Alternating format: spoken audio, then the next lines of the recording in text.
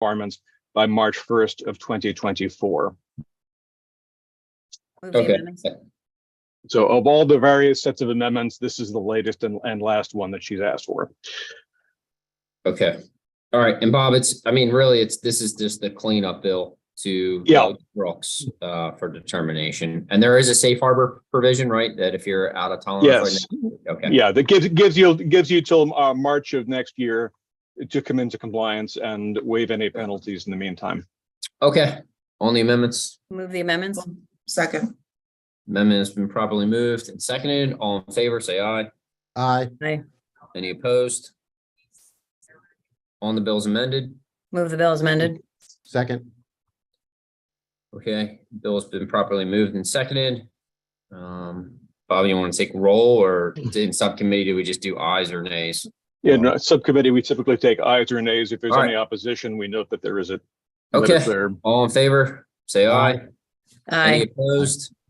Delegate Adams, Delegate Fisher, oh, there he is. And I don't know if Delegate Pippy. I don't see him on the, Okay. Adams and Pippy, Bill moves Yep. favor. okay. So Adams Sorry? and Fisher, Adams and Fisher. Sorry. As I say, we don't record these votes, but for the record, we know that it's not unanimous. Okay, what do you want to take up next, sir? We have, Let's take Lily cybersecurity bill. okay, we were actually waiting on an amendment to conform to what the Senate has done with the bill, but we do have a reprint of what the Senate bill looks like. So this changes are small. I can describe them. Okay, this is the House 969 PSC cybersecurity staffing and assessments bill. Essentially requires PSC to hire and use cybersecurity staff in addition to what they already have. The amendments slightly trim the duties of the cybersecurity experts that they will hire, and instead requires the Office of Security Management to develop certain guidelines for submitting evaluations. And that's what the amendments do. Okay. Also, they do allow another standard than NIST standards if the chief technology security officer, chief information security officer rather, adopts them. So Bob, real quick. So we have what the Senate did. Obviously describe the intent. So why don't we just move this as an amendment? We'll get the amendment ordered. We can vote on it with the amendment. Now, I believe it's been ordered. It's just a matter that we Okay. don't actually have it in hand.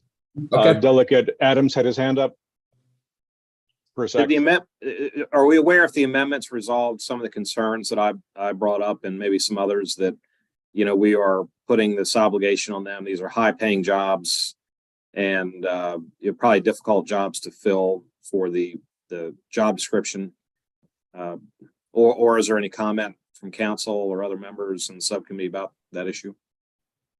You say I would rather hear from the. I don't have any substantive. Okay. I haven't heard any communication on that. If Delegate Chi knows, or if certain others who are in the gallery have comments, that would be up to the chair to entertain those. Yeah. Lily, do you want to answer that? Well, I think, these high-level cybersecurity jobs certainly are not cheap, and they should hire whatever the competency is required to protect our utility infrastructure. I think that upfront cost of personnel needs is really, minuscule compared to the risk that we are facing for the kind of investment we have made in the utilities. I'm not saying utilities are not doing their jobs. I was just saying, as a government regulator, we need to know and have a protocol, and they need to have the expertise to even ask the right questions on staff. Did the PSC have any I'm sorry. No, go ahead, Chris. Did the PSC have any testimony on this that related to that issue? I'm just trying to figure out whether this was a one-off for me, or was I reading testimony while we had the bill? No, I think you had it right. There was some concern there, but and they do have people here in the gallery. Yeah, So- I mean, and they're saying that if I have it right, that the starting salary is $70,000, and I'm pretty sure that's not going to get the job done based on what I think I know about this. And I mean, these are top secret clearances. I'm done. I'm concerned that we're making a prescriptive bill that is directing the PSC to do something they may actually have some difficulty doing. Hey, Bob, what's a fiscal note? Fiscal note is, let me see. Let's see, 364,000 in fiscal 24 up to And how many positions? I think they were saying 5 positions. Let me see what they were doing.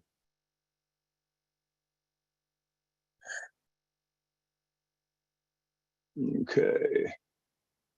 I'm just going to jump in and say, I Yeah, may I think they jump? proposed 3 positions. 3 Yeah. positions. I'm sorry, you're right. Yeah, I mean, you couldn't even back into the number on that. So, Yeah. all right, Delegate Frazier Doggo, I'm just going to crunch math in my head real quick. Yeah, well, while you're crunching math, the only thing that I would say that I think this is, given where we are in the state of the world, this is extraordinarily important to harden these facilities more than we ever have. And fiscal note or not, it's going to cost a lot more if we don't. Delegate the, Fisher, do you have your go ahead. hand or do you want to put another thumb up? What do you Yeah, I want to know. do? I like that. I have this old computer that they gave me, and the mouse is just awful. So sorry It's about by that. design. No doubt, man. Conspiracy. So with our local utility, this is already required by FERC, and I guess for Bob or for the PSC. To what extent is this being completely duplicative of what is already required by the co-ops? And no doubt, probably, I'm sure the investor utilities as well. Not to mention, there are also other cyber requirements, federal cyber requirements as well.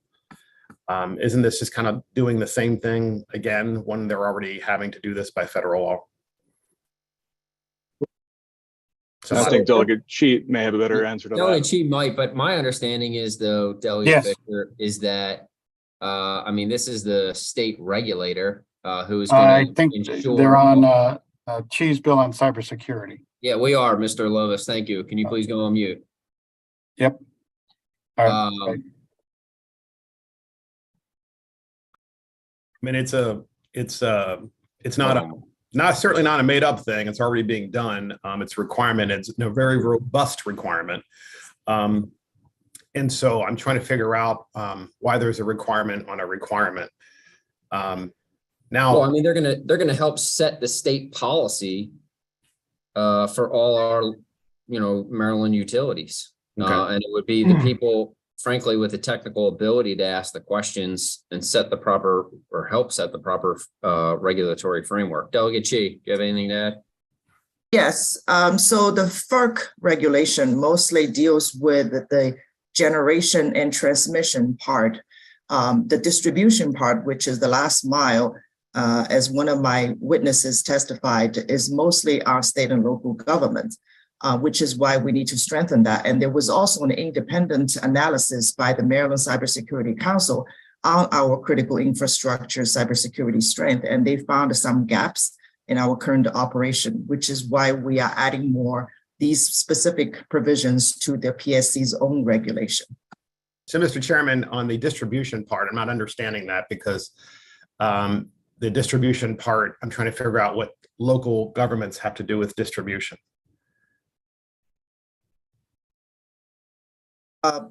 Mr. Chair, if I may, so this is really more about making sure PSC knows what questions to ask as they regulate these utilities, because right now we are relying on what they are saying themselves.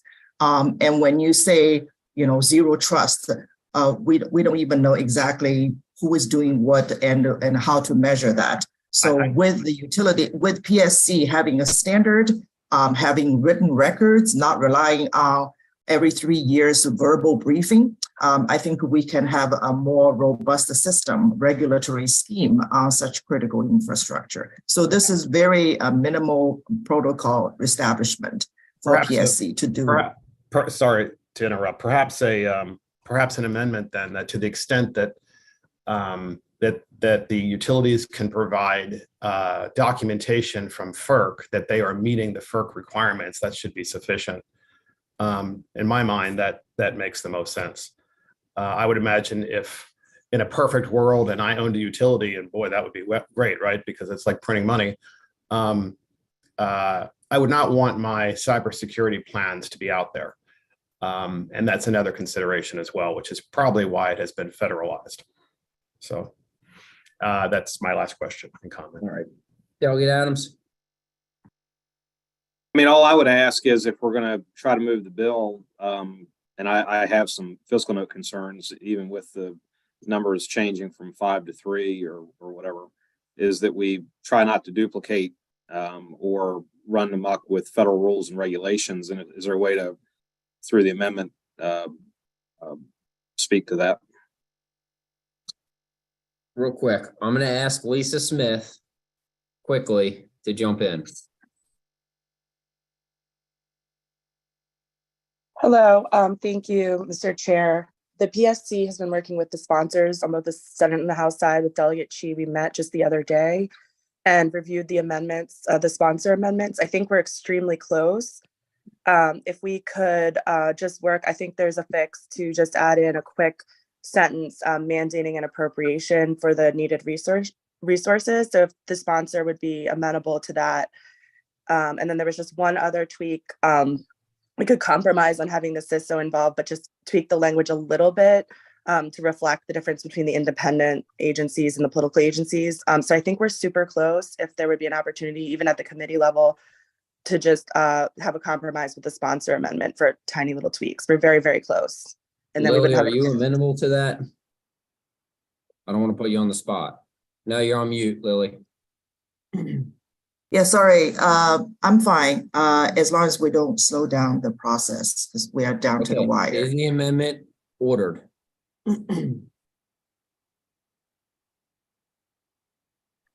Anyone? Is the amendment ordered is the question, I believe. Would you like for me to draw the amendment and send it to the subcommittee? No, I would like Lisa to get with Lily and Lily draft the amendment. Okay. Mr. Chair, can I Thank make you. a suggestion? In order to not slow things down, do we want to vote this out of sub and then just take the amendment on in full committee so we don't? Yeah, we that's just don't even have. better. Yeah. Okay. Well, I mean, I don't think it's going to make any difference. Let's just get it before we vote in full committee and we'll just vote it out of full committee. Essentially, a concept amendment tweaking what the Senate has already done, probably. Right. Okay. That way we don't lose. All right. Let's move on to House Bill 169. Bob, before you describe House Bill 169, I just want to remind everybody, this bill passed both chambers last year. It's already come out of the Senate. There is an amendment Yep. that essentially conforms it to what came out of the Senate this year.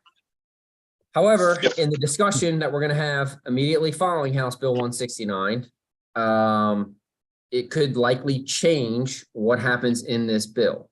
And so the intent will be to move House Bill 169 forward, as we did in a previous year. Ms. McDonough, can you please mute? And then if we need to adjust in House Bill 1035 or 904 or the compromise, whatever the resolution there is, we can always add 169 into it and tweak it, or we can tweak the numbers in House Bill 169. So with that, Bob, go ahead. Okay, the amendment 943-022 from the sponsor conforms the House bill to what has passed the Senate. Amendment number 1 is technical. Amendment number 2 really doesn't do much to the bill except within the ambit of the Green and Healthy Task Force, which the bill creates. It defines low emissions housing, requires that that task force look at low emission housings, and where they we're previously talking about low income housing, they are instead, because we're looking at what is essentially a disparity study. They are requiring in uncodified language that the Governor's Office of Small Minority and Women Business Affairs, in consultation with various agencies, We'll do a study regarding energy efficiency and conservation services used by DHCD to evaluate whether remedial measures to assess minority and women-owned businesses would comply with the Croson decision, and then submit that back rather than mandating something directly for those minority women-owned businesses. Instead, we had the disparity study, and that would be ongoing. Those take a while, so they want to make sure that the study is done and reported to the General Assembly or the LPC rather, before the end of 2025, so they can review findings before the 2026 legislative session. Given the number of disparity studies currently used by the state, there really is no, it can't be done sooner. Move the amendment. Second. The amendment has been moved and properly seconded. All in favor? Aye. Any opposed? On Move the, the bill. go Move ahead. the bills amended. Second. All right, the bill's been properly moved and seconded. On, any discussion?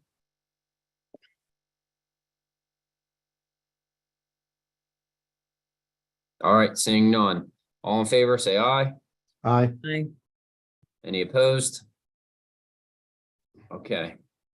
All right, now we'll take on Empower, which is going to be the length of the conversation. We'll see how far we get in 20 minutes because we have floor. Was not the intention, but nonetheless. We are going to work off of House Bill 1035. So in the end, 1035 will be the bill that moves. I know that we have House Bill 904, which is Delegate Cheese as well. Bob, what is the most effective way to do this? Do you want to take it section by section and have a discussion? I mean, I have notes here that I can walk through as well, but you tell me how you want to do this. Okay. Well, I'm here at your service, Mr. Chair and Subcommittee. But simply to point out, House 1035 and House 904 both deal with the existing law on Empower, which is section 7-11 of the Public Utilities article. Principal difference is that House 1035 takes that statute, repeals it, and then reenacts it spread out in different sections, so that it's actually a little easier to read and a little easier to follow in the long run. The substance, however, is much the same. A 1035, as it came in, is largely a recodification of the current law. Whereas 904, which went into the existing law and amended it there, went ahead and amended targets, as we heard in testimony, that were different from what 1035 did. If you'd like to go through the bill page by the section by section, we can do that. What I do have, there are some changes that you've requested, Mr. Chairman, and we can go through those. In the bill, the new 7-20 does definitions, defines behind the meter programs, beneficial electrification, carbon dioxide equivalents, demand response programs, energy efficiency, front of meter community programs, and quite a few other things. The changes that you've asked for in your amendment talk about beneficial electrification is replacement of direct use of fossil fuels in buildings in a manner that reduces overall lifetime greenhouse gas emissions or customers' energy cost, reflecting the fact that Empower was originally an energy conservation measure, lowering peak load, lowering overall demand rather than a greenhouse gas reduction program. With the Climate Solutions Now Act of last year, changes were made that more directly address greenhouse gas and climate change within Empower rather than merely the then existing energy reduction. Beneficial electrification also would be amended to provide for enabling better management of the electric grid. As far as bill requires, Go ahead, Bob. You can finish this section. No, I was just going to say There's some slight tweaking in terms of what a plan means. It's a combination of behind the meter programs, front of meter community programs, front of meter utility Yeah. programs, or non-energy programs that achieve greenhouse gas reduction through energy efficiency, conservation, demand response, and beneficial electrification, essentially taking the focus from energy efficiency and putting it to the longer goal of achieving the reductions. It also includes cost recovery proposals. Okay, so So- those are the definitions. Yep. Yeah, I don't think that there's anything, just for big picture here, trying to make Empower more in line with climate solutions now from last year is ultimately the first two sections. I think the first discussion point probably comes in under 7-222 on page Yep. 5. Yep. Right. And then, by the way, for the record, like we have ordered a bunch of amendments to try to prepare for this and have not received them. So we don't have those in front of us either. So these are just conceptual ideas, and that's why we're going to have a discussion. So I think the first part is lines 22 to 27. And I think that there is a lot of consternation about rate basing this versus keeping it as a surcharge or line item on everyone's bill. So, I think the overall feeling out there is basically this should stay as a surcharge. I know the utilities had brought me an amendment, which I'm not opposed to, having a conversation on it, whether they could, giving them the option to rate base or surcharge. But with that, I'll start with Delegate Charkoudian. Thank you, Mr. Chair. Yeah, I think that's a really important distinction. And I think it's really important that we recognize that when we rate base it, customers are going to pay more for it for a longer period of time. I certainly understand why the utilities would prefer to rate base it. It gives them an opportunity to earn. I think right now, as Empower is structured, because it's a surcharge, they don't earn a return on it, and a rate base would. I think there's a lot of concern about what we put on ratepayers and what we don't put on ratepayers. At this point in time, it's my belief that Empower is a surcharge and the process should keep going this way, but I would be opposed to restructuring it such that it would increase the cost over time on ratepayers, and it would be sort of to some extent less transparent and less able to track what's going on, unless one is tracking every single rate case and what's buried in different parts of the rate cases. So I would strongly suggest that we take the model that we've had for the last 6 years and the model that is in, I think, 904. I think that would be a really good thing to take over from 904 and put it into this. And so I'll look forward to moving an amendment along those lines. Yeah, I generally lean the same way. I also, having talked to the utilities, and maybe there is an opportunity for them to make a return on this. I don't get the impression that they're trying to sneak anything in here. I think that they kind of lean towards it being a surcharge as well, having multiple conversations with them, just generally across the board. So, does anybody else have any strong feelings on whether it needs to be a surcharge or rate based? Delegate Adams. So I'm of the opinion that we, first off, let me just say this. I'm listening with the bill in hand, Bob Smith's review of the bill, which I think that's what we were doing. I was listening to Delegate Charkoudian's comments. I am aware that there's an amendment. Because there are too many moving parts. Yeah, I'm aware that there's an amendment, but I'm not certain that that amendment is the one that we're talking about that I'm aware of coming from industry. So you'll have to correct me if I'm on the right bill and the right amendment, but I'm aware of it. And the question is, are you and I having a discussion about that amendment and whether or not it's would it help me support a bill getting out of subcommittee? And I have to go back to you on that. Okay. Yeah. I just want the overall temperature of the subcommittee on whether or not we want to actually give utilities the ability to rate base this. So Bob, having never had a discussion in subcommittee without a vote, this is unique. Do you want me to just take a vote and grab the temperature, or what do you want me to do? That's up to you. If you want to keep it. That's a technique.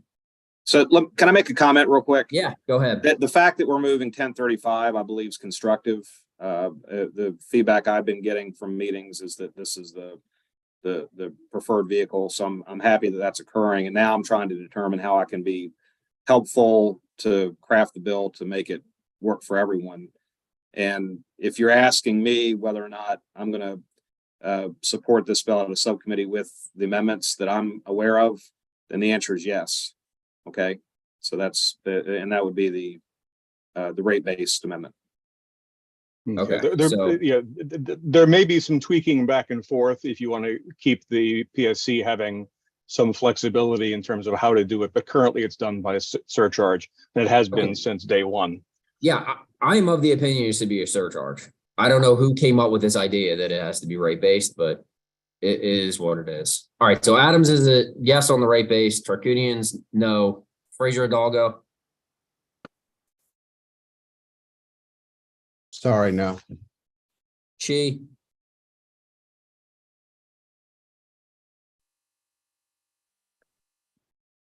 We didn't hear that. thumb up or thumb down, I got it. Fisher, you? Yes.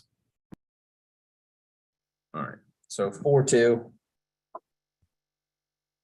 That it stays as a surcharge. Let's Okay. move on. All right. I think the next part, Bob, Mm-hmm. is on page 6. Yep.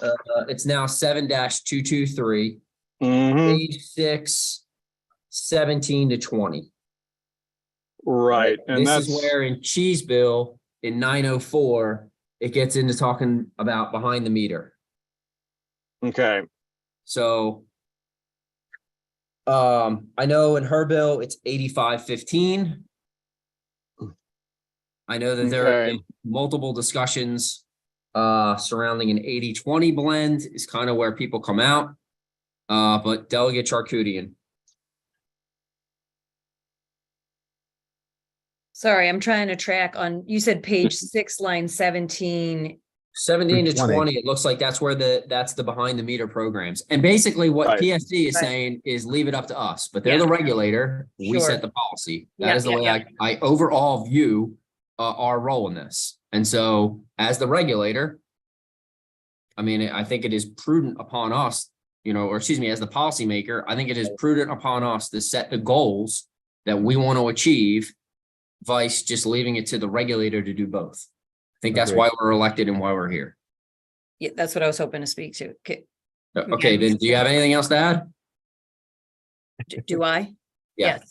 Yeah, I just wanted to add that the in front of the meter investments, which I think are also important, which is why we worked so hard for distribution planning, system planning last year. It's just worth noting that there are other funds that are available for that. That can be rate-based. All of that can be rate-based. And there's a significant IIJA federal funds for that, potentially IRA federal funds for that. Whereas there's not quite the same set of investments that's possible for the behind the meter investment. So the surcharge and power was always about home energy efficiency, lowering people's energy bills while also saving energy. And so I think it's consistent with both the history and the spirit of Empower. And it's also consistent with the fact that there's other money for really important addressing line loss, but not really what Empower was designed for. And so I would support, for all those reasons, either an 80-20 split or 85-15 split. Okay. Anybody else have anything to add on this topic? I'm good with 80-20. All right. Chris or Mark, do you have anything? Okay. No, I I mean, don't. No, I don't. I don't think there's a lot of heartburn around an 80-20 number, just to be honest. Either way, I don't think this is going to be a huge sticking point. I know that. Okay. All right. So Bob, we'll go with the 80-20 split on behind the Yeah. meter. Right. Okay. All right. And that is the current split, by the way. So, Okay. which is probably why there's no heartburn. Okay, and we're I think with the. Are you slightly suggesting I reworked should have language- some heartburn? Hmm? I don't think you No, should not on at this all. one. I think you're good. You don't have to Not take up to it. Pepto on this portion. The rest of it, maybe. Right, okay. And then we have, we continue language on the 3-year program cycles with the goals for each. And then prioritizing long-lived gas emissions reductions, GHG emission reductions in the plans with a minimum weight at some, I think the next part to discuss, Bob, yeah, that I heard consternation over is on, it's 7-224. right. That's page 11 of the bill and following. No, I have page, 7 and then into 8, and really it's page 8, Oh, I'm sorry, you're right. lines- 7 and 8. lines 23 to 25. Yeah. I think what they want, what some advocates want, is the most efficient electrification option versus the alternative. That way you're not taking an inefficient electric alternative and then trying to compare it to something that obviously will beat it out just based on maybe when the technology came around. Mm-hmm. So I don't know if there's language we can put in there to make it, strengthen that to more efficient electrification or most efficient electrification option when doing the comparison. Okay, well, I'm trying to figure out where this is supposed to go, actually. I think it would be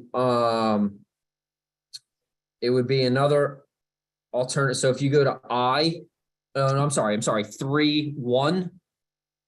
Yeah, each plan shall include Yeah, Yeah, description of proposed programs, anticipated costs, projected benefits, including reductions, electricity savings and gas savings, and any other information requested.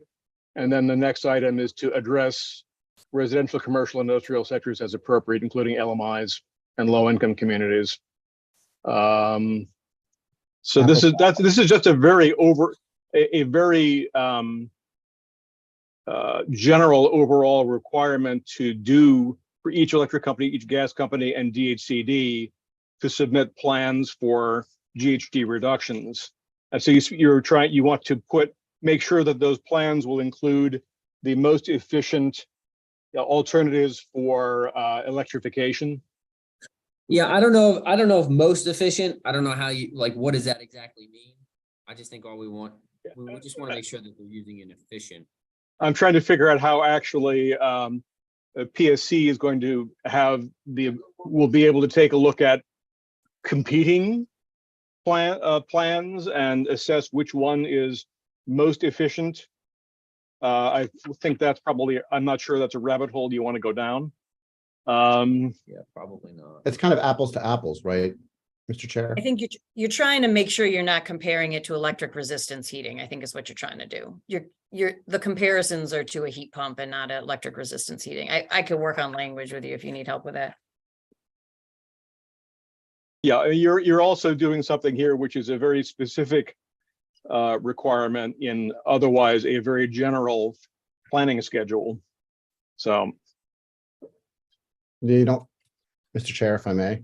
Yep, go ahead. I guess the objective is to ensure that we're comparing apples to apples, right? It's the most efficient one versus the most efficient the other, not potentially playing a game and picking one that's not and comparing it. Does that make sense? Yep. Nope. I get it. okay. I think there may be some other language floating around that probably between now and the next discussion might help that as well. But perhaps based on 904. But certainly people can work on this. Mr. Chair, I just wanted Go to ahead. look back if you're done with that conversation. I think that in my notes, so you might have it in your notes somewhere else, but in my notes, it's kind of in the realm of page 6, where we need to discuss the issue of putting the number and the goal into statute as opposed to leaving it for PSC. So right now, the 2%, 2.5%. Yep, I apologize. But that That's was- yep, you're right. That's the conversation around the one anywhere from 1.5 to 1.8. I've seen as high as 2.1. Mhm. And I think 1.8 is the number that matches the equivalent of where Empower is now in terms of both cost and impact in terms of cost. And so that's the number that I would get behind. Yeah, I think Right. I'm almost positive though, not everyone, there is some heartache behind some of the other companies being able to actually reach 1.8. I don't know if everybody heard, but the bells are ringing. Yeah, I know. I heard them. All right. Let's just take up later this afternoon. We will discuss about what number to use and put into the bill, whether it's 1.8 or something less than that. And we can sync back up and try to figure this out. I appreciate everybody coming here to the, I won't even make the comment, but I do thank everybody for coming and helping us out, and I'll see everybody on the floor. That concludes this meeting. Yeah, apologize for the technical issues. You're good, Bob. Yep.